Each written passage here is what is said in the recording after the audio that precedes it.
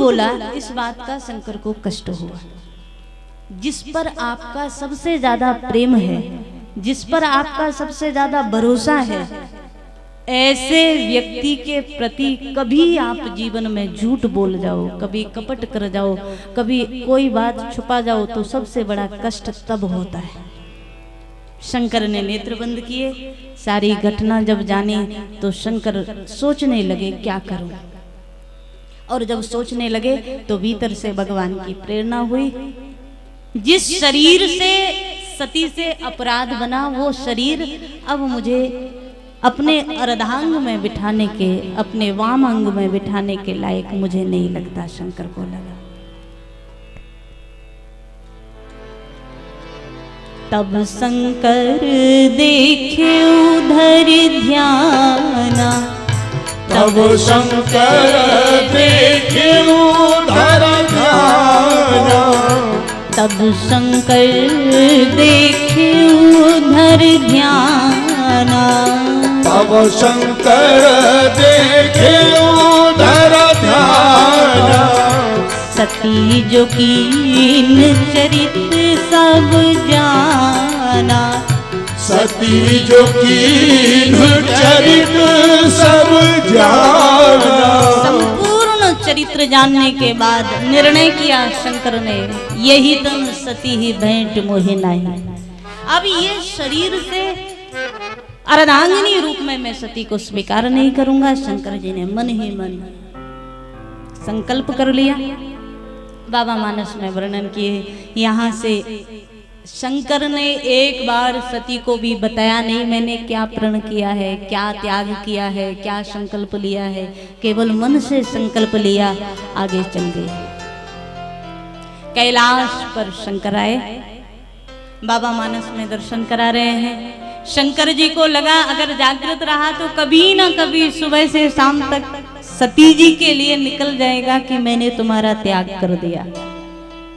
और एक बड़ी प्यारी बात आपको बताएं, त्याग करने के बाद आपने अपने मुख से उसका वर्णन कर दिया तो वो त्याग त्याग रहता ही नहीं। दान करने के बाद, धर्म करने के बाद, सत्कर्म करने के बाद, सेवा करने के बाद आपने अपने मुख से कह दिया ना मैंने किया, समझ लो सब खत्म। निज मुख कहे सुकृत जेहि भांति। त्याग करने के बाद आपके मन के अलावा दूसरा न जान सके, वो सच्चा त्याग है। गोस्वामी जी वर्णन किए, शंकर ने बताया नहीं। कैलाश पर आकर के निज स्वरूप को संभाला और अखंड समाधि में शंकर चले गए। शंकर मतलब जिसके जीवन में जागृत में भी राम है, जिसके जीवन में सोते में भी राम है, जिसके जीवन में प्रत्येक कर्म राम से जुड़ा है। आज एक बार निज स्वरूप को संवारा। गोस्वामी जी ने मानस में लिखा, शंकर सहज स्वरूप संवारा।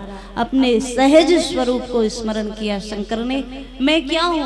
और तब लगा मैं क्या हूँ, तो लगा मैं राम ही हूँ, और राम में समाधिस्थ हो गए शंकर। शंकर सहज स्वरूप संवारा, शंकर सहज स्वरूप संवारा, शंकर सहज स्वरूप संवारा, शंकर सहज स्वरूप संवारा। लागी समाधि अखंड अपारा, लागी समाधि अखंड अपारा। शंकर सहज स्वरूप संवारा, शंकर सहज स्वरूप संवारा। शंकर जी ने निज स्वरूप को संवारा और समाधि लग गई। मतलब आप कहते हो हम ध्यान में बैठते हैं लेकिन ध्यान नहीं लगता, होता है ना। आप कहते हो हम मंदिर में जाते हैं लेकिन मंदिर में भी सामने मूर्ति होती है पर हमारे मन में वो मूर्ति नहीं आती, हमारे मन में वो परमात्मा नहीं आता।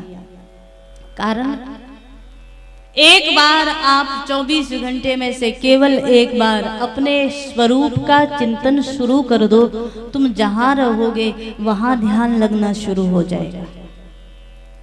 समझ नहीं आया ना? एक बार अपने सहज स्वरूप का चिंतन करो। सहज स्वरूप मतलब अगर आपसे प्रश्न किया जाए आप कौन है, तो लोग हजारों परिचय दे देंगे, मैं ये हूँ, लेकिन सच्चाई ये है वो जितने भी परिचय है ना वो सब बनावटी परिचय हैं, आपका सहज स्वरूप नहीं है। सहज स्वरूप जिस दिन समझ आ जाएगा उस दिन आप जहां होंगे वहीं राम में रमन करने लगेंगे।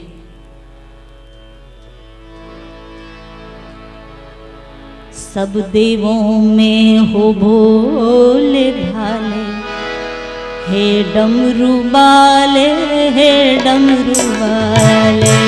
सब देवों में हो भोले भाले, हे डमरू वाले, हे डमरू वाले।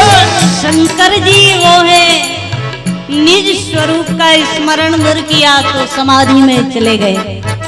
हमें आपको जीवन गुजर जाता है लेकिन समाधि नहीं लग पाती, क्योंकि हम बनावटी स्वरूपों में घूम रहे हैं, अपने स्वरूप तक पहुंचते ही नहीं।